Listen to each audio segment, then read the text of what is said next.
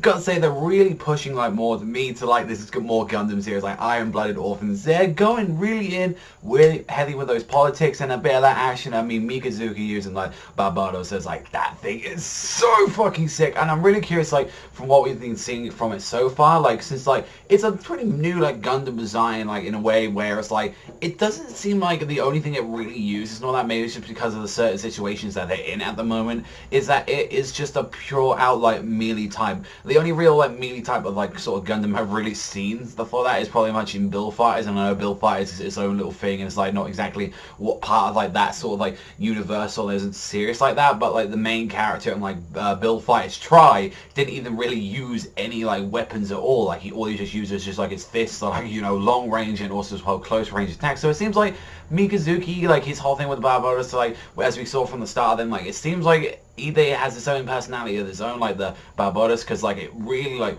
fucks like within his mind, and it seemed like it flooded his like spine with like information when he went into it, because he was suddenly able to like know how it was named and like know how to like control it already. I mean, that has a lot to do with also the spine thing in that sense. Like makes it easier for like the, you know, the pilots to actually react and go into that. So I'm kind of curious to like see more about that as we go like throughout the series, because he just goes in and absolutely just wrecks those fuckers just like he's nothing. He kills one of them, knocks the other one on his ass, takes the arm off, and he's just like, he's doing this as well with like low fuel. He hasn't got anything, like he's got no like weapons at all. So maybe I'm thinking like maybe the spear, like the sort of like the spear Naginata that he has, maybe like if you press like a button on it, maybe it can like cause out some missiles to fly out or something like that, like because we did get to see as well for the opening that he's, you know, he's going around like crazy and stuff like that, which is like as well, if you haven't seen the live reaction yet, there's the new we finally get to hear the opening with its visuals now, man, with a mission. Like holy shit, that song is fucking amazing. I've got to say, really check it out.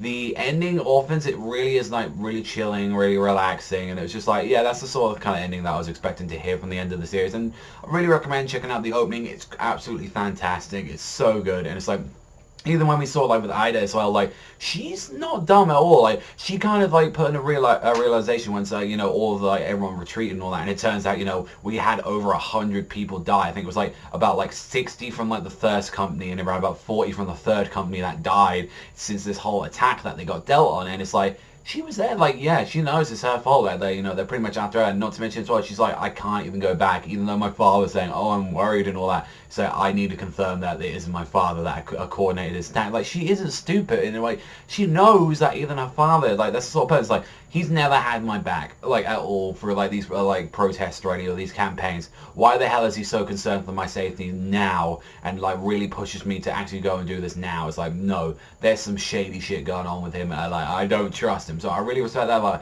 Mikazuki just shows like he doesn't give a fuck about her. It's just like, really, she's like, oh, I'm sorry, you know, like we gotta keep, you know, doing all, you know, for our comrades, and he's just like, yeah, don't look down on us like that. He's just like giving him the eyes, like, you really think we died protecting you? Like, no, we died protecting ourselves. Nothing, it had nothing against you or anything. It's like, you're just the reason why we had to fight.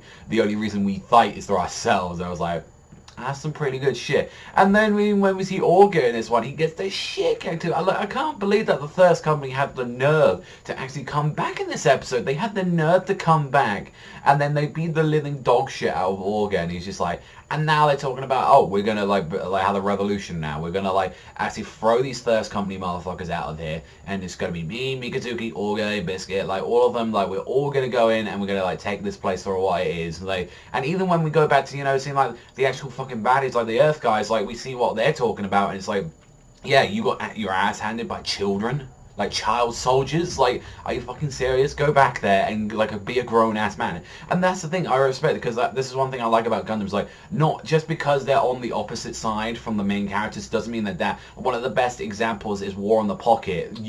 Like War on the Pocket is focused like entirely on the Zeon side, like, and it's like the fucking like the Earth Federation Force look like fucking assholes in that one. Like they look like huge douchebags when you really like get to know and like these characters from like Zeon, and I'm like, wow, like that's crazy just to even see. Like, so I'm hoping that they're going to do something like that later on in the future, but it's obviously that old man, I think it's like Crunk or whatever his name was, he's going to head back there and like try and like do this shit on his own.